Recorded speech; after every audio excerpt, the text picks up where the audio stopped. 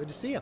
I don't know if you've heard, but we've got the youngest governor in America, Sarah Huckabee Sanders, and the first woman governor in Arkansas, and the very first father-daughter ever to be governor of a state is going to give our State of the Union response.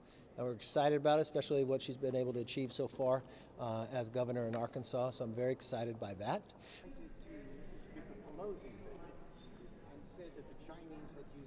I got to see the president again this morning.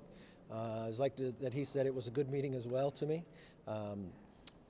No predetermined ideas, but we're going to meet again about the debt ceiling and ways that we can find ways for savings and put ourselves on a path to balance. I think that's very important. Whichever way they want to talk about it, I'm very clear. We will not pass a clean debt ceiling here without some form of spending reform. So there'll never be a clean one.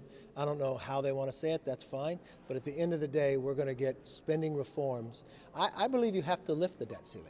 But you do not lift the debt ceiling without changing your behavior. So it's got to be both in process. I thought his comments up at the prayer breakfast that we're going to treat people with respect, and he followed to me, and I have respect for the president, and I want to be very responsible with how we deal with it. I was very clear with the president. We should not wait 5 months. Let's not put America through turmoil, right? So I believe the most sensible way to do this is we sit down together and we start talking. Yesterday, I know before he said he wouldn't negotiate, but yesterday was a very nice conversation for more than an hour. It didn't mean we agreed, but we staked out different positions, and I think at the end of the conversation between both of us, we thought, you know what? This is worthwhile to continue. We're going to continue it. We're not removing her from other committees. We just do not believe when it comes to foreign affairs, especially the responsibility of that position around the world with the comments that you make. She shouldn't serve there. But this is what if it was tit for tat, we would have picked people, took them off all committees and said nothing about it. We don't believe in that.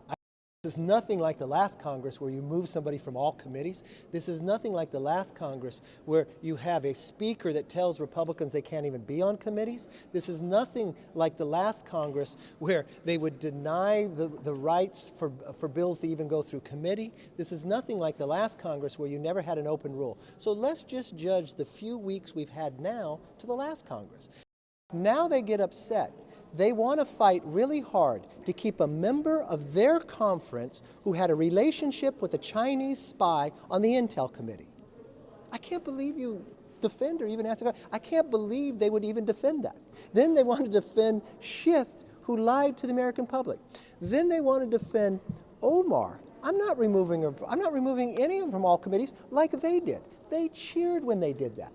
We simply looked at a foreign affairs of what the rest of the world looks like, where she sat and gave anti-Semitic comments.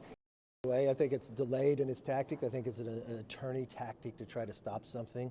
The one thing I will say from that, he's acknowledging now it is his laptop.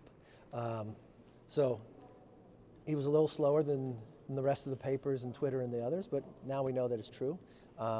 And I think the investigations here, the uniqueness is you'll have Republicans and Democrats, and we'll get to the bottom of all that.